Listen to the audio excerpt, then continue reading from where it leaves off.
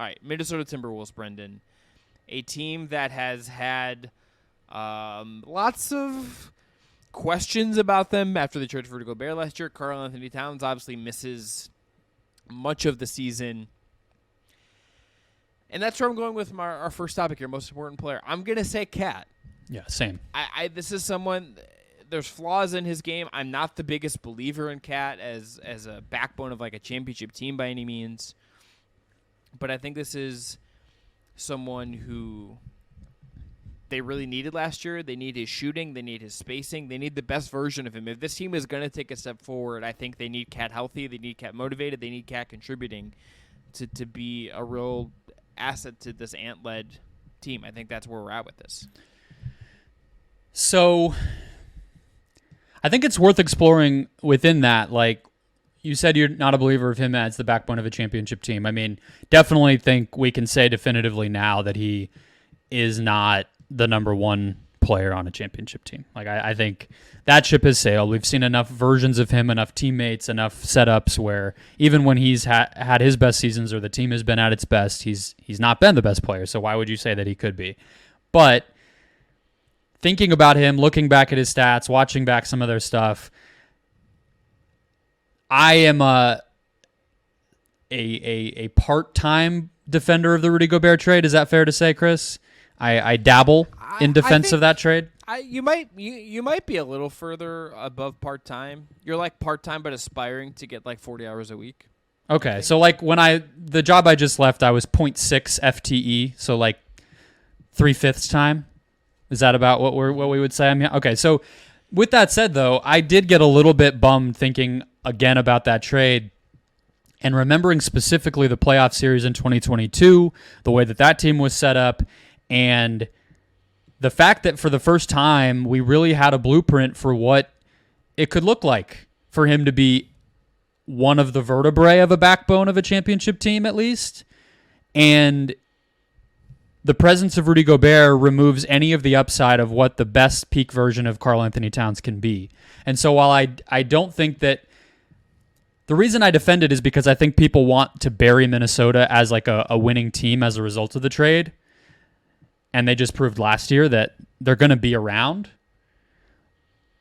But to me, the best version of Towns is at the center position, changing the game offensively with his perimeter skill set in a way that only centers can do, that perimeter-oriented centers can do in a way that other players are just expected to operate on the perimeter, so it doesn't give you any sort of advantage.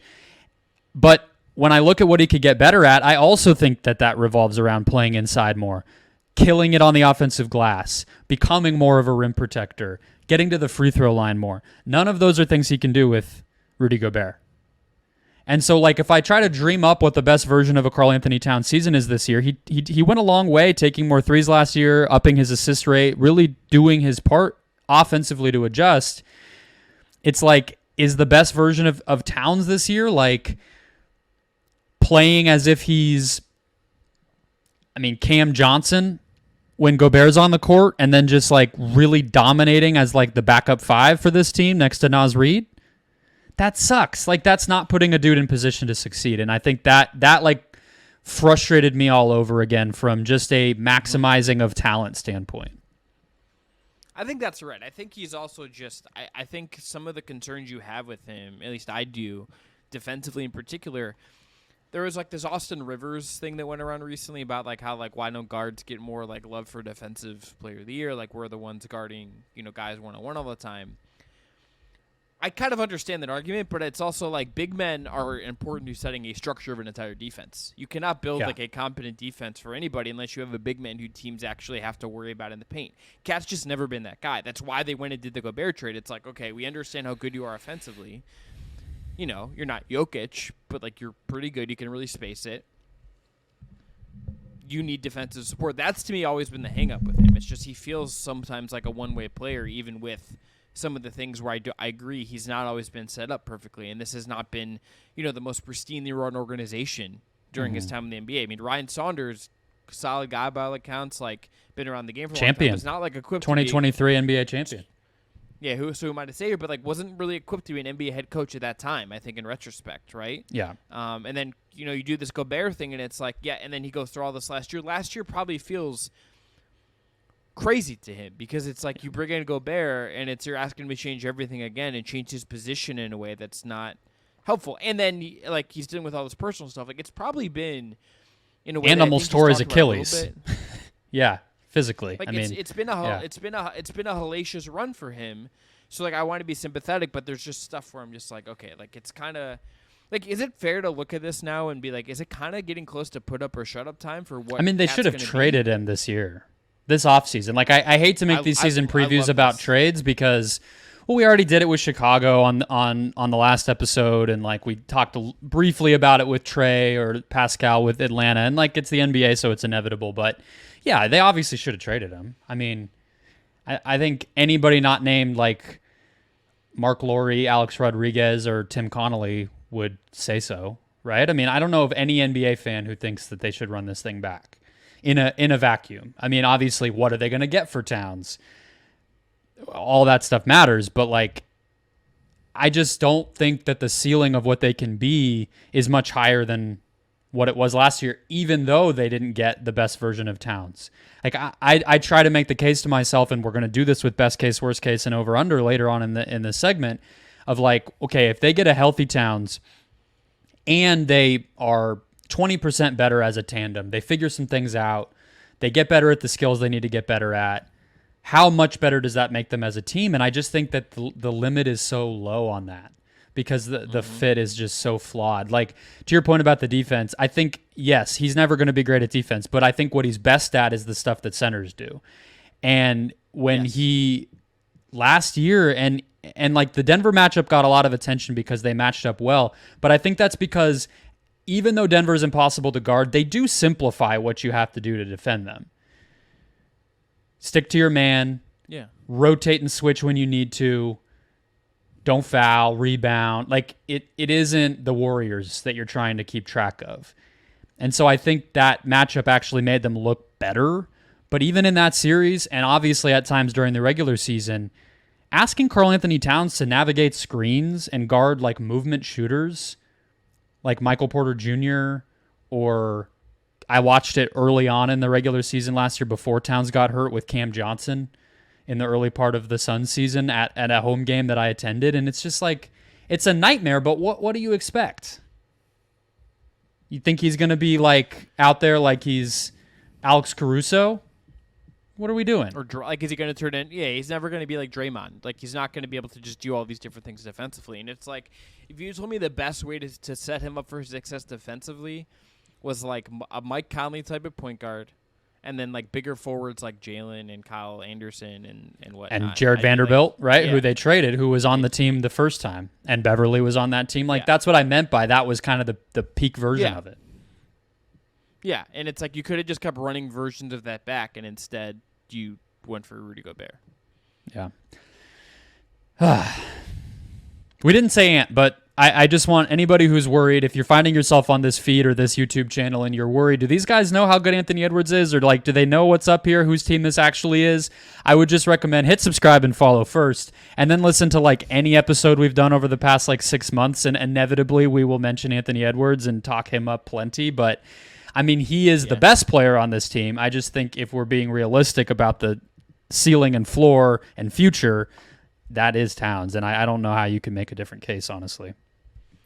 Yeah, you could say like Ant's gonna ascend to like first team All NBA this year, and like that's your case. But I think like that could happen, and I'd still be like, okay, what's going on with Karl? Because I kind of just need Karl to like Ant could get there, it could elevate them, but is it enough to really like change the trajectory? And it's on Karl. And tell me the last superstar who even took a leap like Ant did could this year offensively, who had such bad fit and spacing on the offensive end of the floor that overcame that and still turned the team into a great offense. Look at Dame's season last year. Mm-hmm. He had this amazing All-NBA season, and it just like didn't matter because the rest of the roster wasn't up to stuff. And this was, I mean, Ant was an All-Star last year, and this was a bottom 10 offense. So that's what we're talking. Yeah, you know. Yeah, and Karl has to be part of them. Like, and look, Chris Finch as a coach should be the offensive guy. Like that's kind of what his reputation is building really interesting offenses. We'll never know, but I'd also love to know what he thought about the Gobert trade. Like, that's not the original thought, but like, it's not exactly how I'd ever imagined, like, his systems working, coming to understand them. All right, player will be talking at the end of the season. Kind of, Brendan, to me, this was like one of the tougher rosters in prepping for this because they don't have like an ascendant young guy, like in a way that you could be like, oh, they have like this fringe rotation guy who's really going to break forward in some way, right? Like, that's not what we're staring at here. So, and you could go Ant for this, I think. Everybody's talking about Ant. He was the number one scorer on the national team. So, yeah, I think that would be underselling him a little bit. So I just went Jaden McDaniels. I think this is someone who has growing potential as a 3-4, is going to get more experience on ball, is going to continue to be a vital piece for this team, and is just such a sensational defender. I love what he is. I love the upside of what this guy is going to be. I think we're just scratching the surface. He's just 22. Like, we're really just getting into what he's going to be as a player. Nearly 40% from three last year. If that's real, that's a really, really big deal. Last year was a big step forward for him, but he still feels like, 12.1 points, 4 boards, 2 assists, good numbers from three. A lot of the value is on the defensive end, but I think there's another offensive level to come that really could unlock a lot for him. And if he gets to 15 a game and remains at efficiency and things click and the defensive stuff stays there, you have like just a great player. Those aren't even crazy jumps, but there's just little things to come from Jaden that I think are really, really intriguing. Absolutely. I think the world of this dude. I think we talked about his contract extension earlier in the offseason, and it at least came up that it could be a max. Right? Like, that's the potential we're talking about. I don't think if you were to say pay Jaden McDaniels for what he's done in the league, you would not give him a max, but he's 22, so easily could become worthy of that. And I looked up the Basketball Index stat website has these talent metric grades that they give out based on like minute skills, granular skills that they give ratings for, and it's an A to F scale. Perimeter isolation defense for Jaden McDaniels last season, they actually did not give a letter. They put a crown icon in that slot. So I think that like illustrates what this dude can do. But offense, and if he gets a little bit bigger and stronger like that, obviously that evolution always happens for young defensive players. Mikal Bridges had a similar process and everything. But offensively, what's exciting about him is he took a leap in basically everything you would want to see him take a leap in last year. Got to the line more.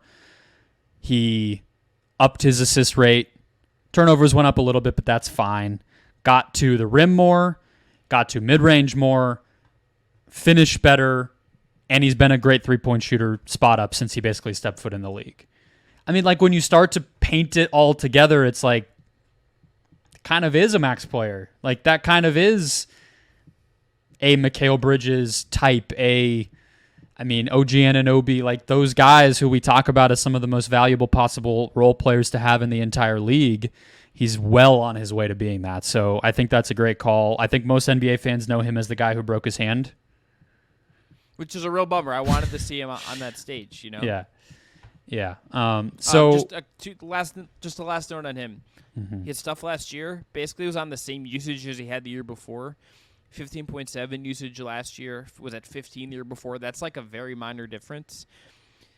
Dunks and threes has expected wins as like a stat they have. He added 6.3 expected wins to the Wolves last year. That's in the top, that's in the 86th percentile. Mm-hmm. That's outrageous for a guy that is that low usage. He rates out so well in terms of in terms of data numbers. Yeah. Data numbers. In terms of the data, in terms of analytics. Yeah. This is a guy that, like, if you watch and then you look at the numbers, it all kind of clicks together in a way where you're just kind of waiting for, what is the ceiling here and what can it go. And he was one of these guys that early in high school and in college did have the ball more and has already successfully worked backward to be a 3-and-D role player in the NBA, but is now at That's hard. It is. And he did it right away. Like, it's so impressive. And then now he is already ahead of schedule where he can start to kind of retrofit back to, all right, now let me remember what it was like when I was 17 and start to add some of the on-ball reps over time too. My player we're going to be talking about at the end of the season is Nickeil Alexander-Walker. I figured we would talk about Jaden McDaniels, so I did just want to talk about Nickeil as well. He was awesome in the Nuggets series, guarding Jamal Murray and knocking down his threes. I think that's the part that has gotten lost. Like, he always had the on-ball ability dating back to Virginia Tech defensively. Like, guarding at the point of attack is exactly why he got drafted. But the question has always been, can he make his threes? And he did it in that Nuggets series. He was at 39%. He was at 37% in the regular season and 41% the regular season prior.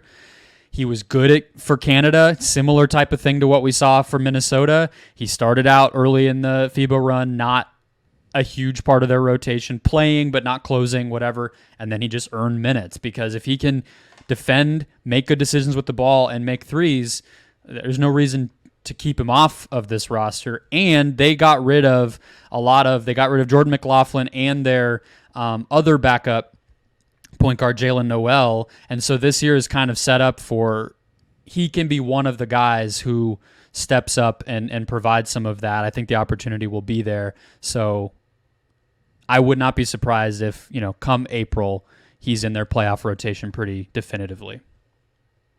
Yeah, I'm a fan. I believe in bigger guards. I believe in how he fits with Ant. I think I think they have a need long-term at guard here, just considering Mike Conley's age, and if he's someone that can really further establish himself to be a little more crisp, a little more kind of involved in that way, that would be a really big win, I think, for this group. Would you say? Would you agree? Yeah, I mean, they just re-signed him, so obviously they are ready to kind of watch that breakout happen. And they've always drafted well. They've always developed well. I mean, even before Tim Connolly, but he did the same in Denver, so I would expect I just think young players here are going to improve and contribute at a high level, and he should be one of them. Best lineup last year. Really good contract too, by the way, for Alexander Walker. Just looked it up. I just forgotten it. Less than $5 million a year is really good for this guy. It's really good. Absolutely. Last year, best lineup for this team. High volume. They had a lot of weirdness because of Towns being out and them trying to figure out the two big stuff. But if you just combine volume and whatever, Conley, Ant, McDaniels, Slow-Mo, Gobert. Pretty understandable why that would be their best lineup. But overall, if you just look at the on-off, Towns was a larger net positive for them when he was out there than Gobert. There just weren't enough consistent lineups to show that in the data for one unit. My question before you give yours is, did your best lineup have both of the bigs? So yes, but I had a caveat to myself for that reason. I had like a little note where it's like, are we sure? Like, are we sure? Yeah. I tend to lean no, but give me yours.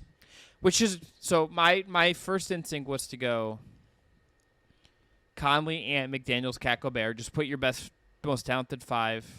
Their starting lineup, basically, right? Yeah, just say that's your five.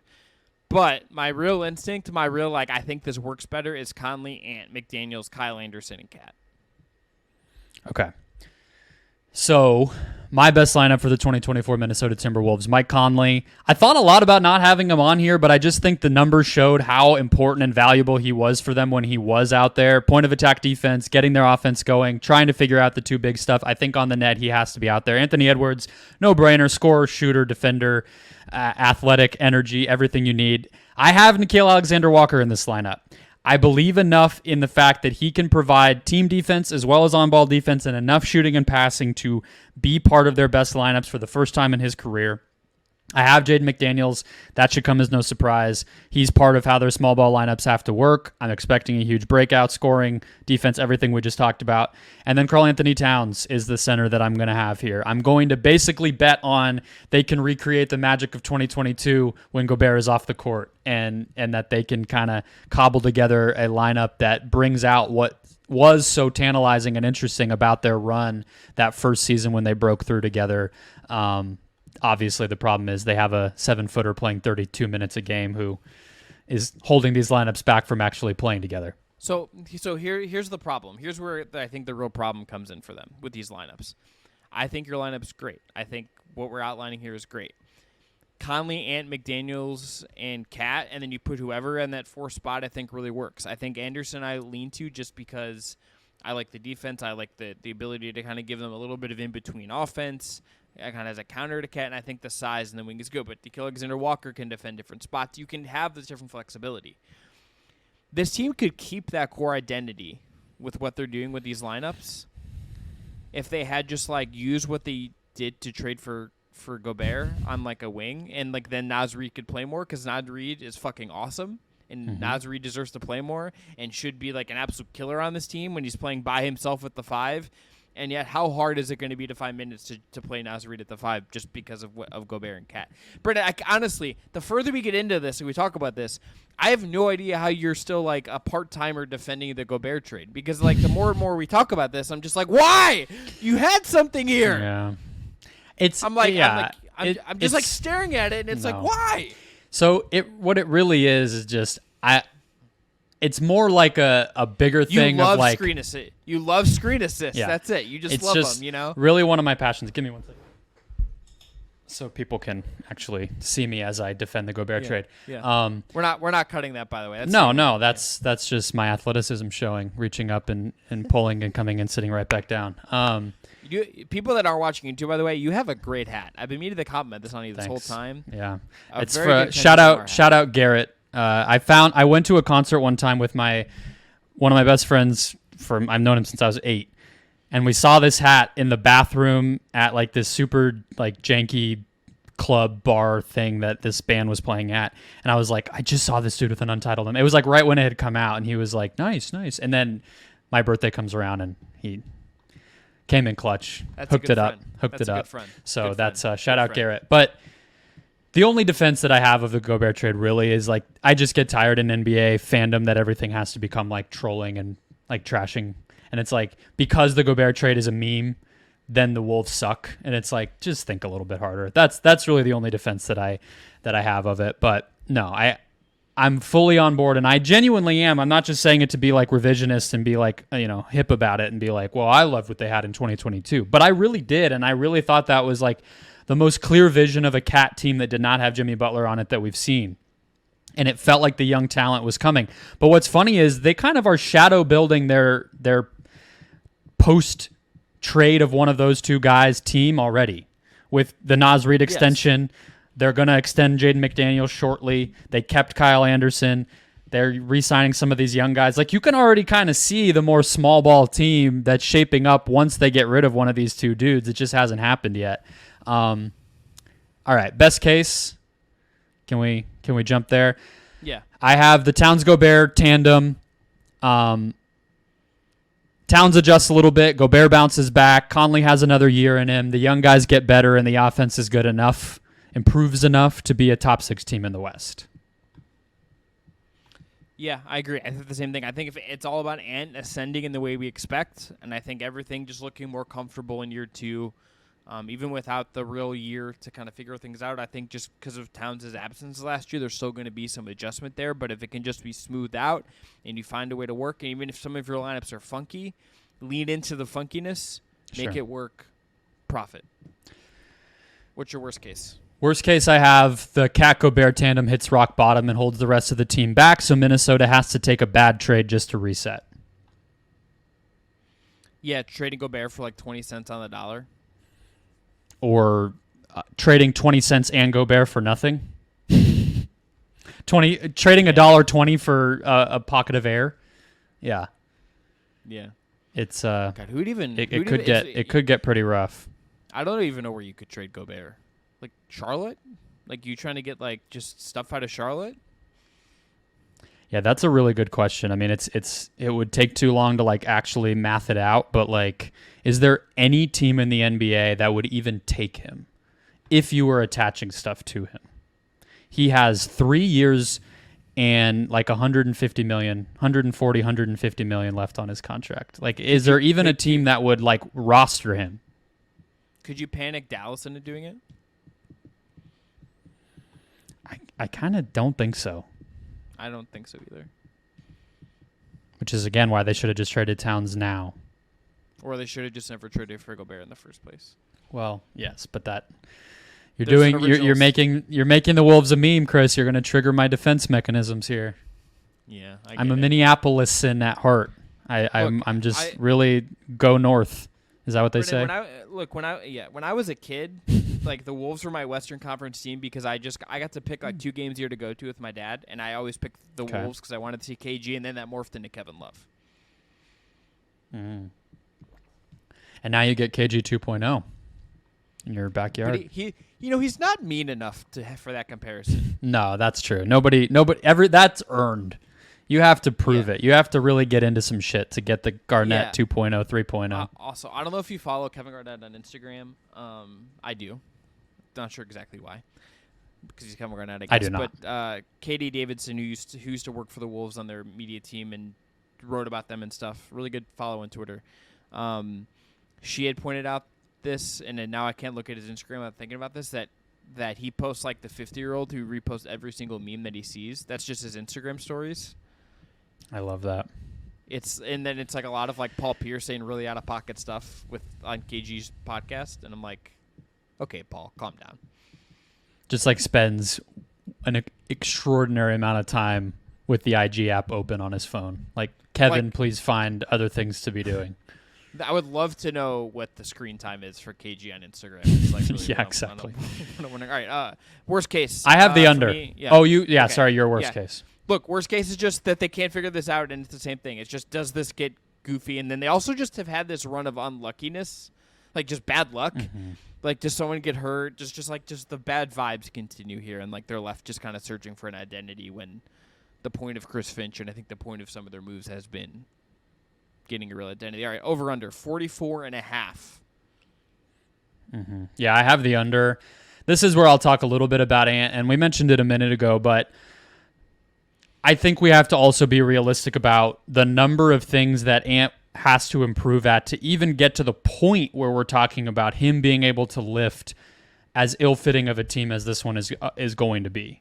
Like, even if you think the world of him, is he going to improve as a passer, improve as a pull-up jump shooter, and improve as a decision maker, all in one season, enough to lift a team in a way that is like reserved for the best of the best in the entire NBA? Like, that is a lot to ask for in year 3 of a guy who, even as great as he is, has a lot of things left to kind of fill out in his game. So that's why that case I can't quite get there with.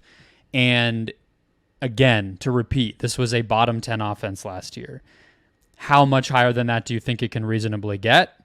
And what are the trade-offs if they do things rotation-wise to improve the offense on the defense, which was top 10, right? And if Gobert continues to deteriorate, can he anchor a unit that you just pencil in for top 10 anymore? Or is it more of a conversation as to whether that's the case anymore? So maybe there's a truly dominant Gobert season, even better than he was last year, and he reverses course and just shocks us all. That makes the defense go from like 8th to 3rd, 2nd, 1st. And that might help them hit the over if the offense gets a little better as well. But I think more times than not they go under. So that's why I have under 44.5. Yeah, 42 wins last year, basically, according to Cleaning the Glass, like about what they expect to win based on their net rating, which was 0.5. That was their point differential last year. It's like very much just like straight in the middle. I would have the under as well. And that I think reflects a little bit on this roster. It reflects a little bit on Cat. You would think Cat is good enough to maybe add some wins here, but I just think this roster and overall setup is just, it puts them in a really precarious place. Hope for better things for them, but we will